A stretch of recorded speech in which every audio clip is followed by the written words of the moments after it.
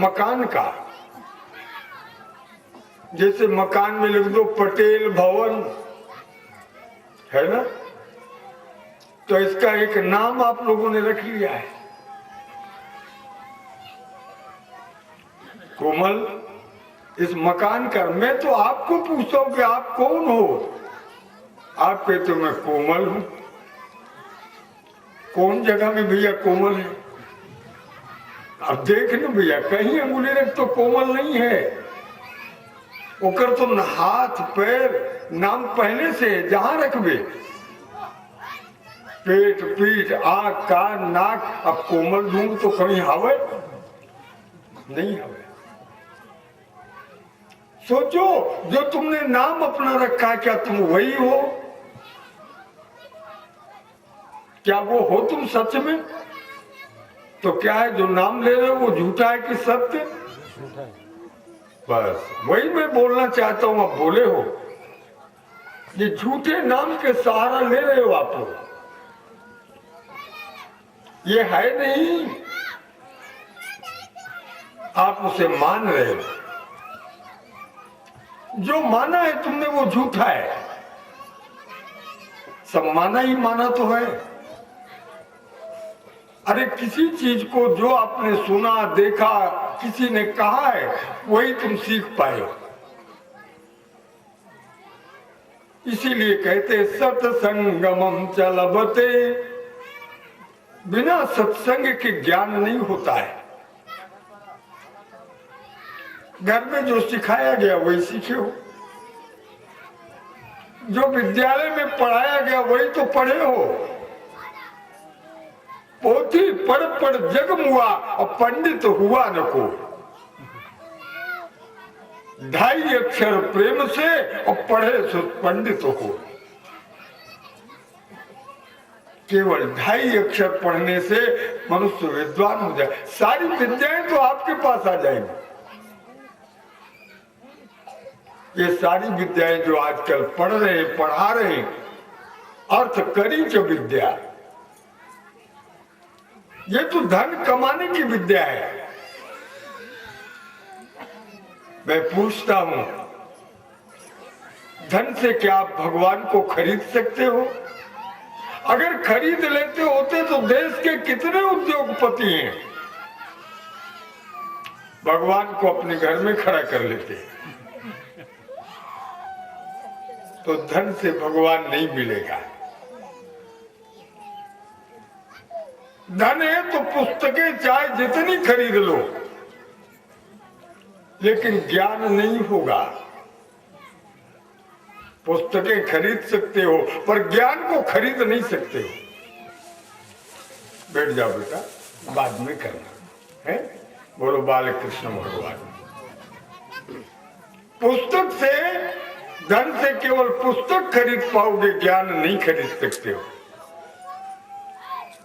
धन से कपड़ा खरीद सकते हो, अच्छा अच्छा बिस्तर, लेकिन नींद धन से नहीं खरीद पाओगे। बोलो बाल कृष्ण भगवान। दवा ले लो, मेडिकल में धन से तुम दवा ले लोगे, लेकिन आरोग्यता किसी दुकान में नहीं मिलेगी, पैसे से नहीं खरीद पाओगे। संसार के सुखों को खरीद लो, लेकिन परमात्मा नहीं मिलेगा। परमात्मा मिलने के 3 साधन हैं, ज्ञान, भक्ति और कर्म। सत्संग का प्रभाव देखो।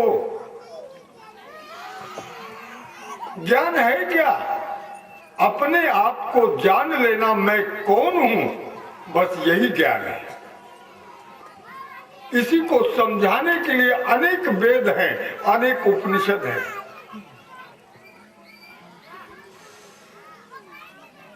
आप शरीर नहीं हो, आप आत्मा हो। शरीर सोता है, इंद्रियां सोती हैं, लेकिन आत्मा जगता है, वो सोता नहीं है, हर समय जगता है। शरीर खाता है पीता है, पचाता है, सब कुछ होता है, लेकिन आत्मा इनसे सबसे दूर है। न वो खाता है न कोई स्वाद लेता है। ये स्वाद लेने वाली और भोजन वाली इंद्रियां हैं सब। जीवा स्वाद लेती है, लेकिन थोड़े से हिस्से में है उसका वो गुण। बाकी अगर गले के नीचे जीभ में कोई चीज खट्टा मीठा डालो, पता नहीं चलेगा खट्टा था कि मीठा था।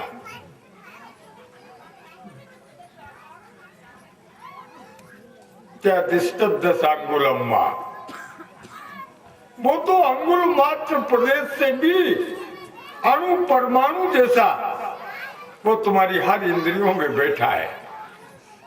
तुम्हें लगता होगा कि स्वाद मेरे को मिल रहा है, स्वाद आपको नहीं मिल रहा है, इंद्री को मिल रहा है। आप इंद्री नहीं हो, आप हाथ पैर पेट पीठ कोई नहीं हो, लेकिन दुख दर्द आपको हो रहा है। क्यों हो रहा है? आपने अपने को भूल करके शरीर को अपना मान लिया, मैं शरीर हूं, अपने आप को भूल गए, शरीर को मैं मान लिया। तो शरीर में होने वाला दुख कौन भोगेगा? आपने अपना मान लिया ना, तो मस्तक में पीड़ा होती है तो दुख होगा ही, क्योंकि आप तो शरीर बन बैठे हो, आपको दुख है ही नहीं है, दर्द है ही नहीं है। अगर ये ज्ञान आ जाए तो ये माड़ी पीड़ा, करिया पीड़ा सब खत्म अभी अभी हो जाएगा। राम साहेब बोलो बाल कृष्ण भगवान। हम लोग तो शरीर मान बैठे, यही भूल गए, तो माया बस पर भुलाई। अब बंदे कीर मरकट की नहीं, हम तो लोभ से बंधते चले जा रहे हैं। सावधान हो जाओ, मुक्ति जो बंधा है उसी को मिलती है। आप बंधे नहीं हो, आपका मन चारों तरफ बंधा हुआ है और दुख आप उठा रहे हो। गोस्वामी जी ने संकेत किया, और करे अपराध को और पाव फल भोग, अति विचित्र भगवंत गति को जग जानन जो। कितनी विचित्र गति है, अपराधी कोई है, फल भोगता कोई है, क्योंकि आपने अपने को कर्ता मान लिया है, तो भोगता तो वही होगा जो कर्ता होगा। भाई जिम्मेदारी आपने ले ली, एक किला के हम मालिक है, जिम्मेदार है, तो किला में चोरी बदमाशी जो कुछ हो जाएगा उसका जिम्मेदार कौन होगा? जो मालिक है ना। मालिक छोड़ के घर चला गया तीर्थ यात्रा, अब किसी को वहां रख गया, अब उसके सामने उसका चोरी हो जाता है तो जिम्मेदार कौन होगा? वही तो होगा जो रखवाला है। दृष्टांत से समझो, रास्ते में एक पका हुआ आम का फल पड़ा था। जो यात्री निकल रहा था उसने देखा फल पड़ा हुआ है, लोभ अंदर आ गया, फल लेने के लिए गया, लेकिन जिसने देखा वो गया नहीं, और जो गया उसने उस फल को उठाया नहीं, और जिसने उठाया उसने उस फल को खाया नहीं। जिसने खाया उसको स्वाद नहीं मिला, किसी और को मिला। तृप्ति किसको हुई? जिसने खाया उसको तृप्ति नहीं हुई, तृप्ति किसी दूसरे को हुई। अति विचित्र भगवंत गति, कौन जग जाने न जो, कौन जानेगा इस बात को? समझो, जब वो पकड़ा गया तो देखने वाला नहीं पकड़ा गया, उठाने वाला नहीं पकड़ा गया, खाने वाला, स्वाद लेने वाला, तृप्ति वाला कोई नहीं मारे पीटे गए, मारा कोई और ही गया। ये न्याय है खुमान? अरे जो उठाए खाए पिए उसी को तो मार पड़नी चाहिए, लेकिन उसको मार नहीं पड़ी। ये सब बच गए और निर्दोषी मारा गया। बोलो बाल कृष्ण भगवान। आम का फल पड़ा है, देखा किसने? काम था, आंखों ने देखा। तो आंख वहां गई क्या उठाने के लिए? गया कौन? कोमल पैर गए। शाबाश। आम पड़ा है तो आंखें जाएंगी क्या उठाने को? कौन जाएगा? पैर गए ना। शाबाश। तो पैर ने उठा लिया क्या? उठाया किसने? जय सिया राम। आ गया समझ में, किसने उठाया? हाथों ने उठाया। तो हाथों ने आम को खा लिया, फिर किसने खाया? मुंह ने खाया ना। ये बहुत होशियार है। खा लिया मुंह ने। आम का जो स्वाद है, मधुरता, वो क्या पूरे मुंह को स्वाद मिला क्या? स्वाद किसको मिला? जीभ को। ये बड़ी शैतान है, बहुत परेशान करती है, बार बार खट्टा मीठा खारा मांगती है। तो स्वाद मिला जीभ को, लेकिन जीभ को तृप्ति हुई क्या? वो खाने से तृप्त कौन हुआ? पेट। हाँ, लेटर बॉक्स ये भर गया।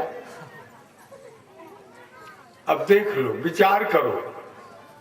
देखने वाला, उठाने वाला, खाने वाला, स्वाद वाला, तृप्ति, कोई नहीं मारे गए। डंडा जब चला तो पीठ में चला। बोलो बाल कृष्ण। ये बेचारी ने क्या किया था?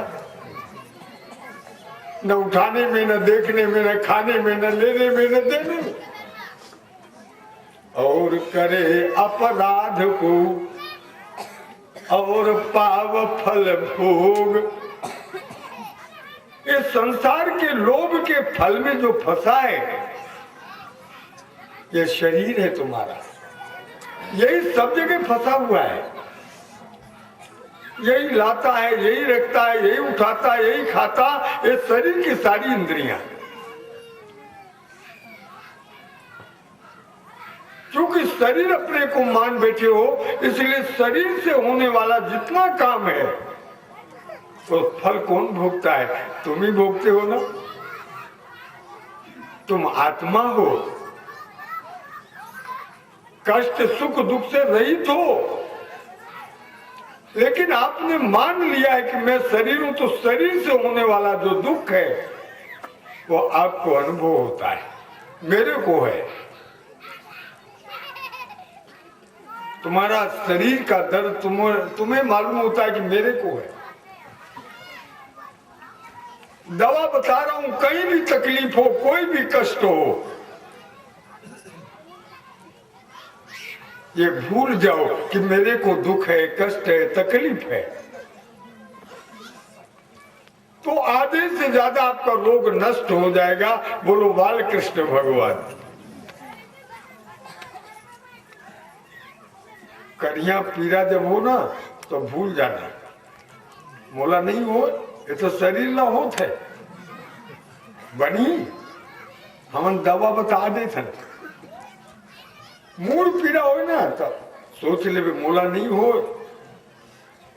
ये तो ये मत्था ल पिरावत है तो मत्था ल पिरान देना भैया। कब तक पिराई? मकान में कहीं टूट गया कोई हिस्सा, ये मकान मेरा है, तो दर्द दुख किसको होता है? जिसने अपना माना है ना। तुम्हारा मकान अगर टूट जाए थोड़ा तो दुख होगा नहीं, और अगर सरकार के वहां टूट गए उसलापुर में, तब तुमको दुख होगा क्या? मोर नहीं हवा है, वो तो होकर है, सरकार के टूटे हैं भैया। तो क्यों तुमने जिसको अपना माना है उसके टूटने में, फूटने में, जलने में, सड़ने में आपको तकलीफ होगी। ये माना है आपने, जैसे माना है कि मैं अमुक हूं, अमुक हो नहीं हो, ये मैं विज्ञान पढ़ा रहा हूं, भागवत का अंतिम कोर्स है। बोलो बालकृष्ण भगवान। तुम कौन हो अपने आप को आज समझ लो। सूर्य नित्य उदय होता है और नित्य अस्त होता है। अब आपको कि सूर्य अस्त न हो तो ऐसा होगा क्या? प्रकृति को आप रोक नहीं सकते हो और न प्रकृति को आप बढ़ा सकते हो, ये तुम्हारे हाथ में नहीं है। भगवान ने 8 विवाह किए थे, वो प्रकृति के विवाह हैं।